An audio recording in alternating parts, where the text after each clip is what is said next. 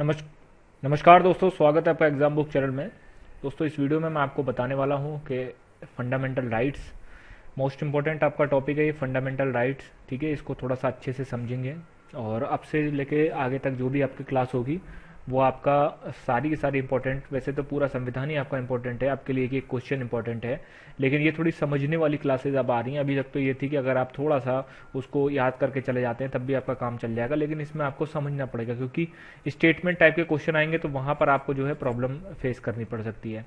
तो चलिए समझते हैं कि क्या है इसमें। ठीक है, फंडामेंटल राइट्स ये पार्ट 1 है।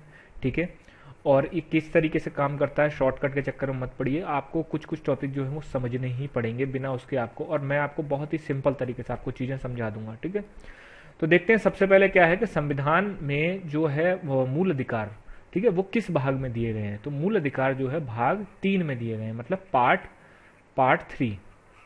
ठीक है, अब पहले समझते हैं मूल अधिकार होते क्या हैं, मतलब इनका क्या मतलब होता है। ठीक है, इसका शाब्दिक अर्थ समझते हैं। मूल अधिकार, मूल मतलब जो मूल है, मतलब बिल्कुल रूट, ठीक है, जड़।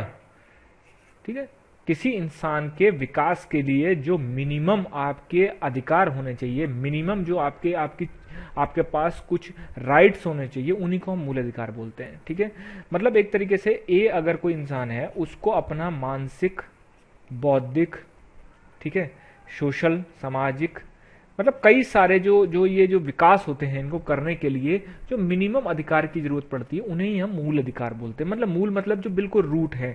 किसी अगर कोई इंसान के रूप में जो है उसने जन्म लिया है तो उनको ये अधिकार मिलने आवश्यक हैं। ठीक है, इन्हीं को हम मूल अधिकार कहते हैं और ये हमारे संविधान में बहुत ही ज्यादा इंपॉर्टेंट हो जाते हैं। अगर हमारे संविधान में ये ना हो तो आप ये समझ लीजिए कि पूरा संविधान एक तरीके से वेस्ट है। ठीक, क्योंकि संविधान को हम ही लोगों ने बनाया है, अपने लिए बनाया, और इसीलिए हम ही लोगों ने अपने आप को अधिकार दिए हैं। वो हैं आपके पार्ट 3 में आपके जो है मूल अधिकार हैं। ठीक है, मैं आपको बीच बीच में ये भी बताता जाऊंगा कि किस जगह से आपके क्वेश्चन पुट होते हैं। सेकंड जो पॉइंट कह रहा है वो कह रहा है कि भाई हमने मान लिया, ठीक है, भाग 3 में है, लेकिन भाग 3 में किस अनुच्छेद में है। तो आर्टिकल 12 से लेकर और आर्टिकल 35 तक के जो मूल अधिकार हैं, ठीक है, वो आपके आर्टिकल 12 से लेकर 35 तक, ठीक है, वो मूल अधिकार दिए गए हैं। ठीक, आर्टिकल 12 से लेके आर्टिकल 35 तक। उसके बाद क्वेश्चन ये आ जाता है आपका कि भारत का मेग्ना कार्टा किसको बोला जाता है। तो वो भाग 3 को बोला जाता है, मतलब मूल अधिकारों को बोला जाता है, मूल अधिकार। ठीक है, समझ में आ रहा है आपको। फिर उसके बाद है मूल अधिकार से हमें राजनीतिक अधिकार प्राप्त होते हैं। राजनीतिक अधिकार क्या होते हैं? राजनीतिक अधिकार मतलब आपका जैसे जैसे 3 तरीके के राइट्स होते हैं। ठीक है, 3 तरीके के अधिकार होते हैं, राजनीतिक, आर्थिक और सामाजिक। ठीक है, यहां पर हमारा जो है राजनीतिक अधिकार है। राजनीतिक अधिकार मतलब ये होता है कि आपका मतलब एक तरीके से जो मेंटल डेवलपमेंट होता है, जैसे आप लगा लीजिए कि बोलने का अधिकार हो गया। ठीक, अब अगर इसको हटा के देखा जाए, कि बोलने का अधिकार जो है वो आपके पास ना हो तो क्या होगा? आपको अपनी सही बात कहने में भी आपको डर लगेगा। आपको ये डर लगेगा कहीं गवर्नमेंट मेरे को जेल में ना बंद कर दे, या फिर गवर्नमेंट जो है मेरे पे कोई एक्शन ना ले ले। तो ये पॉलिटिकल राइट्स जो होते हैं, जो राजनीतिक अधिकार होते हैं, ये हमें मूल अधिकारों से प्राप्त होते हैं। एक चीज ध्यान रखना, यहाँ क्वेश्चन में सबसे ज्यादा जो स्टूडेंट्स हैं वो कंफ्यूज होते हैं। यहाँ पर जैसे वो अगर ये दे देता है कि मूल अधिकार राजनीतिक अधिकार, सामाजिक अधिकार और आर्थिक अधिकार के लिए दिया जाता है, तो ये गलत है। सिर्फ और सिर्फ राजनीतिक अधिकार हमें मूल अधिकार देता है। ठीक है, उसके बाद है कि मूल रूप से देखें, जब संविधान हमारा जो है लागू हुआ, उसके बाद उस समय 7 अधिकार थे, लेकिन अब 6 अधिकार रह गए हैं। तो फिर वो 7वें अधिकार का क्या हुआ? देखिए, 7वां जो अधिकार था वो था संपत्ति का अधिकार। ठीक है, उसको 44वें संविधान संशोधन 1978 से हटाकर 12 में, भाग 12 में डाल दिया गया, जो कि कौन से अनुच्छेद में? 301 में रखा गया है। ठीक है, इसको याद रखना आप कि 44वें संविधान संशोधन 1978 से उसको हटाया गया। ठीक है, उसको संविधान संपत्ति के अधिकार को मूल अधिकारों से हटाया गया और उसको संविधान में ही रखा गया, लेकिन कहां रखा गया? 301 में। अब ये क्या हो गया? ये संपत्ति का अधिकार पहले मूल अधिकार था, ठीक है, लेकिन अब वो कानूनी अधिकार बन गया है। अब इनमें अंतर क्या है? मूल अधिकार जो होते हैं वो वाद योग्य होते हैं, वाद योग्य, या फिर इसको न्यायिक भी बोला जाता है। मतलब यदि मूल अधिकारों का कोई आपका हनन करता है, ठीक है, तो आप सीधे सुप्रीम कोर्ट या हाई कोर्ट आप जा सकते हैं। लेकिन अगर किसी कानूनी अधिकार का आपका उल्लंघन होता है तब आप हाई कोर्ट जा सकते हो, वो भी नॉर्मल तरीके से, जैसे नॉर्मल रिट के थ्रू। आप मूल अधिकारों का हवाला देते हुए नहीं जा सकते। ठीक, तो यही अंतर होता है मूल अधिकार और कानूनी अधिकार में। ठीक है, मूल अधिकारों में का हनन होता है तो आपको अधिकार दे रखा है कि आप हाई कोर्ट और सुप्रीम कोर्ट जाएं और हाई कोर्ट और सुप्रीम कोर्ट को आपका दलील सुननी पड़ेगी। ठीक, लेकिन अब अगर जैसे मान लीजिए कोई संपत्ति का अधिकार अगर आपसे छीनता है तो आपका वो अनुच्छेद 301 में, जो कि आपका मूल अधिकार नहीं है, ठीक है, लेकिन वो कानूनी अधिकार है या फिर संवैधानिक अधिकार, क्योंकि संविधान में दे रखा है ये। ठीक है, अब आप कहेंगे संविधान में तो मूल अधिकार भी दे रखे हैं, बिल्कुल सही बात है। मूल अधिकार संवैधानिक, सभी मूल अधिकार संवैधानिक अधिकार होते हैं, लेकिन सभी संवैधानिक अधिकार मूल अधिकार नहीं होते हैं।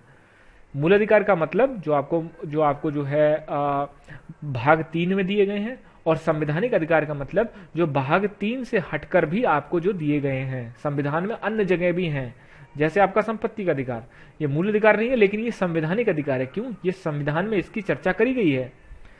आगे बढ़ते हैं। उसके बाद ये कह रहे हैं कि 6 मूल अधिकार कौन से हैं, सबसे पहले उनको देख लेते हैं। ठीक है, उसके बाद हम उसके बारे में एक करके चर्चा करेंगे। 6 मूल अधिकार जो हैं वो आपके पास हैं। समता का अधिकार, जो कि आर्टिकल 14 से लेकर 18 तक दे रखा है। स्वतंत्रता का अधिकार आर्टिकल 19 से लेकर 22 तक है। शोषण का अधिकार अनुच्छेद 23-24। धर्म की स्वतंत्रता 25 से लेकर 28। संस्कृति, कल्चर और शिक्षा का अधिकार 29-30। संवैधानिक उपचारों का अधिकार आर्टिकल 32। ठीक है, अब हम क्या करते हैं, सबसे पहले हम समता के अधिकार को अच्छे से समझेंगे। ठीक है, क्योंकि यही सबसे लंबा है आपका, तो इसको आपको समझना पड़ेगा। सबसे पहले हम देखते हैं कि अनुच्छेद 12 में क्या देखा। मैंने आपको बताया कि 12 से लेकर 35 तक दे रखे हैं, तो भाई 14 से जब हमारे समता का अधिकार है तो 12 और 13 में क्या दे रखा है वो भी समझिए आप।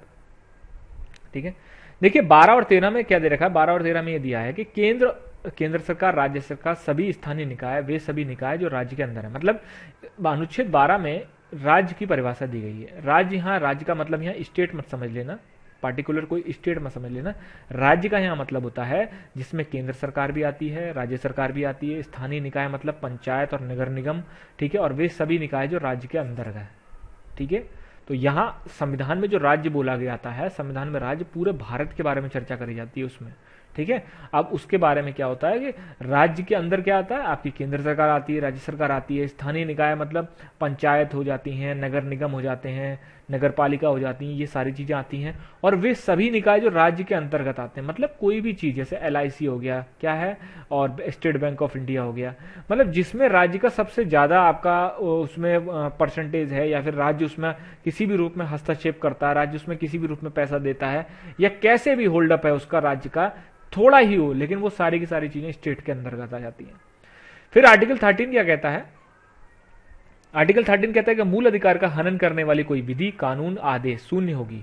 ठीक है, आर्टिकल 13 ये कहता है कि यदि कोई संसद या राज्य की विधानसभा, ठीक है, या फिर राष्ट्रपति कोई भी ऐसा आदेश, कानून, विधि, विधेयक कुछ भी ऐसा लाते हैं जो कि मूल अधिकारों का हनन कर रही है, तो अनुच्छेद 13 क्या कहता है। अनुच्छेद कहता है कि उच्चतम न्यायालय, सुप्रीम कोर्ट और उच्च न्यायालय को न्यायिक समीक्षा का अधिकार है। न्यायिक समीक्षा का क्या मतलब होता है। न्यायिक समीक्षा का मतलब होता है जुडिशियल रिव्यू। जुडिशियल रिव्यू का क्या मतलब होता है, उसका मतलब यह होता है कि सुप्रीम कोर्ट और हाई कोर्ट को वो जो कानून बनकर आया है उसको जांचने का अधिकार है, क्या ये उसको मूल अधिकारों का हनन कर रहा है।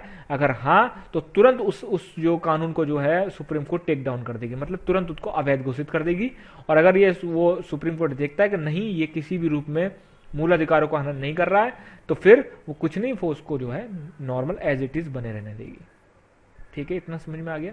बहुत ही सिंपल है, आप लोग बस ज्यादा स्ट्रेस लेके मत इसको पढ़ना, और हर चीज को रटने की कोशिश मत करना। ठीक है, मैं आपको आगे बताता जाऊंगा। अब अनुच्छेद 14 के बारे में बात करते हैं। यहां से शुरू होता है आपका समता का अधिकार। अब समता के अधिकार में दो चीजें हैं, विधि के समक्ष समता और विधि के समान संरक्षण। इन दोनों को हम अलग अलग तरीके से समझते हैं। देखिए, विधि के समक्ष समता का क्या मतलब है।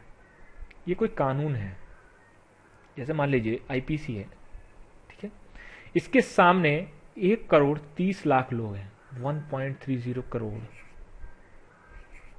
ठीक है, सॉरी 130 करोड़, 130 करोड़ लोग हैं, तो विधि के समक्ष क्षमता का क्या मतलब है? ये जो कानून है इसके समक्ष क्षमता मतलब चाहे राष्ट्रपति हो, उपराष्ट्रपति हो, ये प्रधानमंत्री हो, या फिर कोई सांसद हो, या कोई आम आदमी हो, गरीब हो, रिक्शे वाला हो, उसके सामने सभी लोग समान होंगे।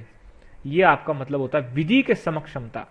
मतलब किसी व्यक्ति के पक्ष में कोई विशिष्ट विशेषाधिकार नहीं मिलेंगे, उसको कोई प्रिविलेज नहीं मिलेगा कि नहीं आप तो अंबानी के लड़के हो तो आपको तो नहीं, आपको नहीं, एक मटर माफ है, ऐसा नहीं हो सकता। ठीक। दूसरा क्या कह रहा है? विधि या कानून के सामने सभी व्यक्तियों के साथ समान व्यवहार होगा। सभी के मतलब आपके कोई कानून है उसके लिए सभी लोग बराबर हैं। उसके तीसरा पॉइंट क्या कहता है? कोई भी व्यक्ति विधि से ऊपर नहीं है। कहते हैं ना, हम लोग डायलॉग भी सुने हैं कि आप कानून से ऊपर नहीं है। ठीक है, तो ये आपका विधि के समक्ष क्षमता है। विधि के समान संरक्षण का क्या मतलब होता है? यहां आ जाता है परिस्थिति। परिस्थिति, कंडीशन, सर्कमस्टांसेस। कंडीशन क्या है इसमें? इसमें यह है कि कोई 5 साल का बच्चा और कोई 50 साल का आदमी, उसको आप बराबर नहीं मान सकते। ठीक, किसी भी कानून के तहत आप उसको बराबरी रूप से ट्रीट नहीं कर सकते। इसीलिए हमारे देश में क्या है, निर्भया वाले कांड में वो लड़का मात्र 2 महीने के लिए नाबालिग था, लेकिन सबसे ज्यादा दुर्गति उसी ने करी थी। लेकिन तब भी उसको क्या हुआ? लेकिन तब भी वो कंडीशनल बेस पे, क्योंकि उसको नाबालिग माना कानून ने नाबालिग माना, इस वजह से वो छूट गया। ठीक, तो यही हमारा विधि के समान संरक्षण में क्या कहा जाता है कि विधियों के अंतर्गत समान परिस्थितियों में समान व्यवहार, मतलब समान परिस्थिति समान होनी चाहिए कि एक 18 साल का लड़का, एक 22 साल का लड़का, मतलब एक कोई अडल्ट आदमी के साथ समान व्यवहार होगा और एक बच्चों के साथ समान व्यवहार होगा। बच्चों और एडल्ट के साथ, मतलब बच्चों और आप किसी आदमी के साथ, किसी जवान आदमी के साथ आप बराबर व्यवहार नहीं कर सकते। कानून उसको बराबर व्यवहार नहीं करेगा। ठीक है। उसके बाद सेकंड पॉइंट क्या कह रहा है कि समान विधियों के अंतर्गत सभी व्यक्तियों के लिए समान नियम। समान, देखिए यहां कंडीशनल बेस पे बात कर रहा है कि समान विधियों के अंतर्गत सभी व्यक्तियों के लिए समान नियम होने चाहिए। फिर है बिना भेदभाव के समान व्यवहार होना चाहिए। कहने का मतलब यह है कि ये जो विधि के समान संरक्षण है, ये कहता है कि आपका जो है हर परिस्थिति में हर आदमी को आप समान रूप से देखेंगे। ठीक है। जैसे आपका मान लीजिए, अब जैसे 2 कंडीशन होती है मर्डर में, 2 कंडीशन है। पहली कंडीशन ये हो गई कि आप सेल्फ डिफेंस में मर्डर कर दिया, और दूसरी कंडीशन हो गई आपने जो है एक तरीके से अपना रंजिश निकालने के लिए या फिर अपना जो गुस्सा निकालने के लिए आपने किसी का मर्डर कर दिया। अब इन दोनों केसेस में समान स्थिति नहीं है, तो इसलिए इन दोनों केसेस में समान व्यवहार नहीं होगा।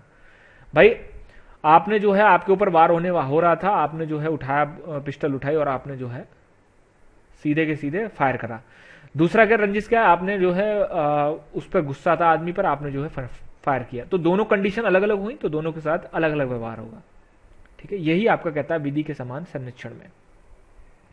आगे बढ़ते हैं। आगे आपका आर्टिकल 15 क्या कहता है? ठीक है, देखिए दोस्तों, आपको मैं इसमें आराम से पढ़ाऊंगा, आपके पास पर्याप्त टाइम है। ठीक है, दिसंबर तक मेरी गारंटी है, मैं आपका दिसंबर तक सारा सिलेबस कंप्लीट करा दूंगा, आप बिल्कुल निश्चिंत रहिए, ये मेरे ऊपर है। ये आर्टिकल 15 कहता है कि राज्य किसी नागरिक के प्रति केवल, पहला वर्ड, धर्म, मूलवंश, जाति, लिंग, जन्मस्थान के आधार पर विभेद, दूसरा वर्ड, नहीं करेगा। अब यहां पर 2 वर्ड मैंने आपको वो करवाए हैं। ठीक, राज्य जो है मतलब जो सरकार है, जो स्टेट है, ठीक है ना, राज्य में मैंने परिभाषा आपको बता चुका हूं, राज्य में कौन कौन सी चीजें आती हैं। राज्य किसी नागरिक के प्रति केवल धर्म, मूलवंश मतलब उसका रिलीजन, उसका मूलवंश मतलब उसको कहां से पैदा हुआ है वो, जाति मतलब कास्ट, लिंग, सेक्स, और आपका जन्म स्थान मतलब जहां वो पैदा हुआ है। ठीक है, मूलवंश का मतलब होता है किस वंश का है वो। ठीक है, पूर्वजों से जो जुड़ के आता है, पूर्वजों से जुड़ के आता है वंश। ठीक है, इसके आधार पर आप विभेद नहीं कर सकते। आप ये नहीं कह सकते कि नहीं वो उस जाति का है, तो इसलिए सरकार उसके साथ व्यवहार मतलब विभेद नहीं कर सकती। सरकार उसके साथ जो है वह आपका जो है असमानता नहीं कर सकती। ठीक, लेकिन यहां पर वर्ड आ रहा है केवल। केवल का मतलब होता है सिर्फ इनके अलावा, धर्म, मूलवंश, जाति, लिंग, जन्मस्थान के अलावा वो विभेद कर सकती है। समझ में आ रहा है? ये जो 5 चीजें दी गई है ना, धर्म, मूलवंश, जाति, लिंग, जन्मस्थान के आधार पर ही विभेद नहीं करेगी गवर्नमेंट। ठीक है, गवर्नमेंट इनसे हटकर अगर कोई चीज आती है तो वो वहां पर जो है तुरंत एकदम विभेद कर देगी। इसका एग्जाम्पल देता हूं, जैसे मूल निवास, मूल निवास जैसे किसी किसी स्टेट में क्या होता है, किसी किसी स्टेट में आपने देखा होगा उसमें उसमें साफ लिखा रहता है कि आप मराठी हैं तो ही आइए, ठीक, आप गुजराती हैं तो ही आइए, आप गुजरात के मूल निवासी हैं तो ही यहां फॉर्म भर सकते हैं, ठीक। तो लेकिन इसमें तो ये दिया नहीं है भाई, मूल निवास थोड़ी ना, इसमें मूल वंश दे रखा है, मूल निवास नहीं है। तो इसलिए मूल निवास के आधार पर अगर आपके साथ विभेद होता है, अगर आपके साथ आधार पर पार्शलिटी होती है तो वो जायज मानी जाएगी, ठीक है। आर्टिकल 16, लोक नियोजन के विषय में अफसर की क्षमता। लोक नियोजन का मतलब होता है गवर्नमेंट जॉब्स, ठीक है। लोक नियोजन के विषय में अफसर की क्षमता अभी क्या है, इसको हम बहुत अच्छे से समझते हैं, ठीक है, क्योंकि मैंने ज्यादातर देखा है कि आर्टिकल 16 में ऐसा एक डर बैठा रखा है, आर्टिकल 16 पता नहीं क्या है। सबसे पहले देखते हैं आर्टिकल 16(1) क्या है, बहुत सिंपल है। क्या कहता है, राज्य के अधीन किसी पद पर नियोजन या नियुक्ति से संबंधित विषयों में सभी नागरिकों के लिए अफसर की क्षमता होगी। कहने का मतलब राज्य के अधीन अगर कोई मतलब कोई नौकरी है, उसके अधीन सभी लोग, उससे जितने भी नागरिक हैं उनके लिए मतलब इक्वल व्यवहार किया जाएगा, उनके लिए उनको इक्वल अपॉर्चुनिटी दी जाएगी। आइए और आप सब फॉर्म भरिए और आप सब जो है पेपर दीजिए। आप ये नहीं कर सकते कि नहीं वो स्पेशल जाति का वो आदमी है उसको फॉर्म भरने से अनुमति नहीं दी जाएगी, ऐसा नहीं कर सकते आप। सभी लोगों के साथ जितनी भी आपकी गवर्नमेंट जॉब्स हैं उनके लिए आपका जो है सभी नागरिकों के लिए, ठीक है, नियोजन या नियुक्ति के अवसर की क्षमता होगी, मतलब आप अपॉर्चुनिटी की क्षमता होगी। आप आइए और आपको किसी भी तरीके से कोई विभेद नहीं किया जाएगा। 16(2) क्या कहता है, राज्य के अधीन किसी नियोजन या पद से संबंध में केवल धर्म, मूलवंश, जाति, लिंग, उद्भव, जन्मस्थान, निवास, ठीक है, या इनमें से किसी के आधार पर ना तो कोई नागरिक अपात्र होगा ना ही कोई विभेद किया जाएगा। 16(2) मतलब वो ये कह रहे हैं कि धर्म, मूलवंश, जाति, लिंग, उद्भव, ठीक है, जन्मस्थान, निवास, इनके आधार पर कोई भी नागरिक अपात्र नहीं होगा। अपात्र का मतलब ये होता है कि किसी को भी इस बेस पे निकाला जाएगा, नहीं आप इस स्पेशल जाति के हो, नहीं आप स्पेशल लिंग के हो, या फिर नहीं आप स्पेशल धर्म के हो, आपको जो है ये अनुमति नहीं, ऐसा नहीं करेगी गवर्नमेंट, ठीक है, ऐसा राज्य नहीं करेगा, ठीक है ना। उसके बाद 16(3) में क्या कह रहा है, 16(3) में कहता है कि संसद के पास, अब जैसे आप लोगों में से बहुत सारे लोग ये कह रहे होंगे कि सर ने ऊपर तो निवास तो बता दिया, यहां तो वो कह रहे हैं कि निवास के आधार पर भी विभेद नहीं है, ठीक है। मैंने ऊपर बताया ना अभी 15 में, मैंने कहा कि मूल निवास के आधार पर विभेद नहीं है, लेकिन अब यहां 16(2) में तो ये कह रहे हैं कि निवास के आधार पर भी नहीं होगा। आगे बढ़ते हैं, आगे पता चलेगा आपको, इसके लिए भी स्पेशल जो है अमेंडमेंट करके चीजें डाली गई थी। 16(3) में क्या कह रहे हैं, संसद के पास ही अधिकार है कि वह रोजगार के निवास की शर्त लगा सकता है। देखिए आ गया 16(3) में साफ बोल दिया उसने कि संसद के पास, या फिर संसद हो गया, राज्य की विधानमंडल हो गई, ठीक है, या कोई भी राज्य की विधानमंडल या संसद। यहां संसद मैंने इसलिए लिख दिया क्योंकि संसद के साथ साथ राज्य की विधानमंडल मतलब स्टेट्स में जो असेंबलीज होती हैं वह रोजगार के लिए निवास की शर्त लगा सकते हैं। मतलब वो ये कह सकते हैं कि उत्तर प्रदेश में जो लोग रहने वाले हैं आप वही आइए, या फिर महाराष्ट्र में जो लोग जिनके पास मूल निवास है सिर्फ वही फॉर्म भर सकते हैं। तो ये देखिए यहां पर इन्होंने कह दिया ये चीज। फिर 16(4) क्या कहता है कि संसद के पास यह अधिकार होगा कि वह किसी राज्य के सामाजिक, सोशल और शैक्षणिक मतलब आपका जो है एजुकेशनल वर्गों के लिए नियुक्ति में आरक्षण की व्यवस्था। मतलब वो ये कह रहे हैं कि जो बैकवर्ड क्लासेस होती हैं, जो कि सामाजिक और शैक्षणिक रूप से पिछड़ी हुई हैं, उनके लिए नियुक्तियों में आरक्षण की व्यवस्था की जा सकती है, ठीक है, आरक्षण की व्यवस्था की जा सकती है। ये आपका जब इंदिरा साहनी वाला वाद हुआ था उससे पहले गवर्नमेंट ने जो है ओबीसी को जो कोटा दिया था, ठीक है, ओबीसी को जो कोटा दिया गया था वो इसी के आधार पर दिया गया था, यही आपका जोड़ा था उसमें। फिर इंदिरा साहनी वाद गया था, ठीक, जब ये आपका अमेंडमेंट हो गया उसके बाद इंदिरा साहनी वाद आया। इंदिरा साहनी वाद में सुप्रीम कोर्ट ने 3 चीजें कही, मोटी मोटी 3 चीजें कही उन्होंने कहा कि 27% जो ओबीसी के लिए कोटा है वो आपका मान्य है, शैक्षणिक रूप सामाजिक और शैक्षणिक रूप से कमजोर लोगों के लिए बिल्कुल सही है। दूसरा उन्होंने कहा कि 50% से ज्यादा आरक्षण नहीं होना चाहिए, और तीसरा उन्होंने कहा कि प्रोन्नति में आरक्षण आप नहीं दे सकते। ये 3 चीजें जो है Indira Sahni versus union of India के केस में 1992 में ये बात कही गई थी। ये 3 चीजें ही आपकी आती हैं, और इन्हीं कही तो उन्होंने 12 चीजें थी, लेकिन 12 चीजें रटने की जरूरत नहीं है, मेनली 3 चीजें ही इंपॉर्टेंट हैं। मैं ये चीज कहना चाहता हूं, ज्यादा अपना दिमाग मत लगाना, कहीं आप जाके और 12 के 12 चीजें रट मारो, ठीक है, जितना इसमें आपको बताया जा रहा एग्जाम ओरिएंटेड उतना ही सही है। आपको पीसीएस जे जुडिशरी में नहीं जाना, ना ही आपको वकील बनना है, ठीक है। उसके बाद क्या हुआ, 77वां संविधान संशोधन आया जिसमें 16(4)A जोड़ा गया और उसमें ये कहा गया कि प्रोन्नति में आरक्षण दिया जा सकता है, लेकिन आपका जो है सुप्रीम कोर्ट ने उस पर यह कहा कि प्रोन्नति में आरक्षण जो है, जैसे क्या है कि इंद्रसानीवाद में तो सुप्रीम कोर्ट ने साफ मना कर दिया था कि प्रोन्नति में आप आरक्षण नहीं दे सकते, लेकिन जब सरकार जो है संसद में 77वां संविधान संशोधन ले आके उसने कह दिया कि प्रोन्नति में आरक्षण दिया जा सकता है, ठीक है, तो फिर उसके बाद जो है सुप्रीम कोर्ट ने यह कहा कि प्रोन्नति में आरक्षण सरकार अपनी स्थितियों के अनुसार देगा, परिस्थिति के अनुसार देगा। पहले वो देखेगा कि क्या वास्तव में वहां पर जो SC ST OBC के लोगों की उच्च पदों पर नियुक्ति है या नहीं है। अगर है तो आप नहीं देंगे, नहीं है तो बाकायदा एक रिपोर्ट बनाएंगे आप, उसके बाद उसके बारे में उसको आप इंप्लीमेंट करेंगे। फिर उसके बाद क्या है, एक आता है बैकलॉग का नियम। बैकलॉग का क्या मतलब होता है पहले समझ लीजिए। जैसे मान लीजिए 2012 में एक वैकेंसी आई, 2011 वैकेंसी में 2000 वैकेंसी आई, 2000 में से 1000 वैकेंसी आपकी थी जनरल कैटेगरी की, जनरल के अनारक्षित, ठीक है। उसके बाद बाकी 1000 वैकेंसी में से मान लीजिए 500 वैकेंसी आ गई OBC के लिए, ठीक है, और आपका 300 वैकेंसी आ गई SC के लिए और 200 वैकेंसी आ गई ST के लिए, ठीक है। तो हुआ क्या कि मतलब मान लीजिए ये वैकेंसी भर गई, OBC की वैकेंसी भर गई, OBC और SC की वैकेंसी मात्र 50 वैकेंसी भरी और उसमें 250 वैकेंसी ये खाली रह गई, ठीक है, और ST की वैकेंसी में 200 में से जो है मात्र आपका जो है 100 भरी, तो ये 100 बची, मतलब 350 वैकेंसी जो है आपकी बच गई। बैकलॉग का मतलब क्या होता है, आप मान लीजिए एक वैकेंसी फिर 2014 में आई, तो ये 350 वैकेंसी होंगी, ये जुड़ जाएंगी OBC मतलब आपका जो है SC और ST के खाते में जुड़ जाएंगी, जाके जिनकी सीट खाली है उन्हीं के खाते में जुड़ जाएंगी। अब हुआ क्या सर, मतलब एक तरीके से ये समझ लीजिए कि सुप्रीम कोर्ट ने कहा था कि मतलब जो 50% का जो नियम है वो बैकलॉग में भी लागू नहीं होगा। मतलब 50% का जो नियम है वो बैकलॉग में, जैसे मान लीजिए आपकी टोटल वैकेंसीज हैं, टोटल वैकेंसीज मान लो आपकी जो है 2000 आ गई दोबारा, ठीक है, और 2000 में से आपकी जो है लगभग 2000 में से 1000 वैकेंसी ये हो गई। अब 1000 वैकेंसीज में से मान लीजिए 1000 वैकेंसीज तो ये हो गई, उसके बाद 350 वैकेंसी आपकी ये हो गई, तो 1350 वैकेंसी हो गई, मतलब 50% से ऊपर आपकी वैकेंसी जा रही है। तो सुप्रीम कोर्ट ने कहा था कि ये आपका जो है लागू नहीं होगा, लेकिन ये जो आपका 81वां संविधान संशोधन में 16(4)B जोड़ा गया, उसमें कहा गया कि बैकलॉग के नियम में 50% का नियम लागू नहीं होगा। मतलब अगर कभी भी आपको देखने को मिल जाता है कि OBC SC या ST के लिए मिला के जो वैकेंसीज हैं वो आपका 50% से ऊपर है, तो उसमें चौंकिए मत, क्योंकि वो बैकलॉग है, पीछे की भर्तियां हैं, ठीक है।